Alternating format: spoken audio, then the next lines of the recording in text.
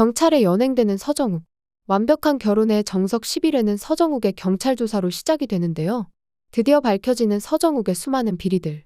어렸을 적 동생 때문에 바다에 떠밀려 장애를 가지게 되었다는 서정욱의 피해자 행세 뒤에는 그의 진짜 모습인 아주 비열한 민낯이 숨겨져 있었습니다. 형과 부딪히기 싫어 회사 일에는 전혀 관심 없던 서도국이 한희주를 만나고 달라졌죠. 형으로 인한 트라우마를 이겨낸 서도국이 본격적으로 태자그룹의 후계자 경쟁에 뛰어들자 서정욱은 동생을 이기기 위해 조급해졌습니다. 그리고 이제 서정욱의 비밀은 하나둘 세상에 드러나게 되는데요. 태자건설을 맡아온 서정욱은 일적으로는 전혀 깨끗하지 못했습니다.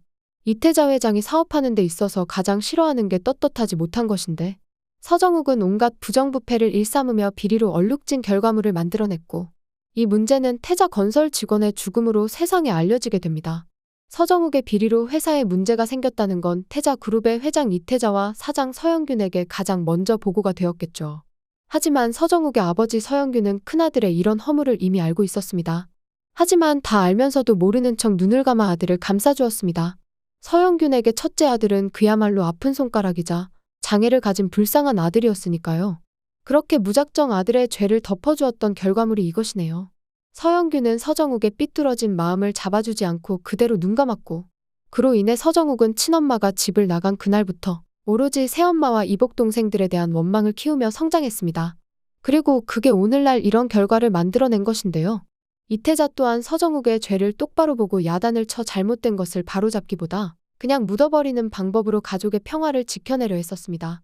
한희주 덕분에 용기를 얻은 서도국이 수십 년 전 바다에서 있었던 그날의 CCTV 영상을 가져와 공개해달라 요청을 했는데도 이태자는 그 영상을 열어볼 용기가 없어서 바닥에 던지며 보기를 거부했죠. 큰손자가 평생 거짓말쟁이의 동생을 괴롭히는 인간이었다는 걸 받아들이기가 힘들었던 걸까요? 동생을 바다로 던져버리는 것도 서슴지 않던 서정욱은 이제는 할머니인 이태자마저 해치는 페류나로 거듭난 듯한데요.